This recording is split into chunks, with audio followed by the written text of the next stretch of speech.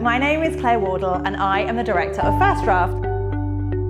This course is the first attempt for us to try and bring all of our skills together in one place. The techniques we talk about here in this course will be relevant if you work in a small newsroom or if you work in a much, much larger newsroom, or if you're just somebody who is a news junkie and cares about the quality of information that you consume. We take it for granted now that when a major news event happens, the first image will almost always have been captured by an eyewitness at the scene with their smartphone. And that's a really huge shift in a very short space of time.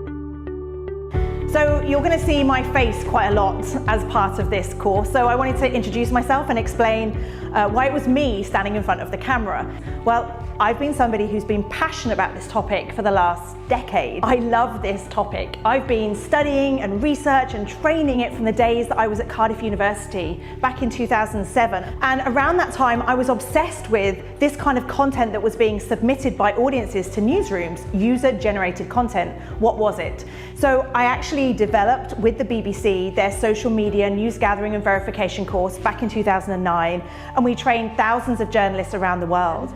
I went on to work at Storyful in Ireland, the world's first social media news agency. And as a very small team then, we really were trying to develop those techniques that I show you in this course. How do you verify a video from Syria where no journalist could get onto the ground and verify independently what they were seeing? I went on to work for the UN Refugee Agency in Geneva in their social media team. I then moved to New York and worked at Columbia Journalism School, training students there. And now I'm at First Draft. So some people will say, well, aren't you bored, Claire, saying the same things that you've been saying for the last decade? But actually, whilst many of the tools are similar, what's so exciting about this is every time there's a breaking news event, you have to use your brain to take those tools and techniques and use them in different ways. Each one is a mystery, each one is a puzzle. This challenge is what makes verification fresh and interesting. And I really hope some of that passion comes through in this course, and I really hope at the end of it, you might be even a little bit as passionate as me when it comes to social media verification. So thank you for signing up for Navigating Misinformation, how to identify and verify what you see on the web. And so in this course, I'm going to teach 4 modules. The first one is how you might discover problematic content or other types of information online that will help you with your reporting. And in that, I'm going to talk about a number of different tools. I'm going to talk to Donian Sullivan from CNN, who does this every single day. In module 2, I'm going to talk about basic, and let's admit, some advanced verification skills in terms of how you can ensure that the sources that you're working with are true or false. This is increasingly important for journalism today. In module 3, I'm actually going to then move you on to, because by this time you're really going to be itching for more advanced verification skills.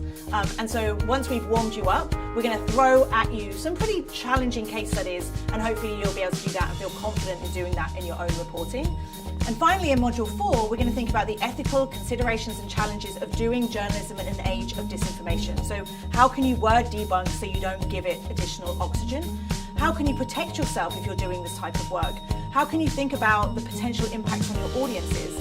There's some real new ethical challenges in this space. And in fact, I talked to April Glazer from Slate, who does this work every single day. And what she says is kind of eye-popping. But I think I want you to hear from journalists who do this and the kind of questions that they're asking themselves every single day. So I'm excited. We've done a lot of work to get this material together, and I look forward to working with you through these different materials.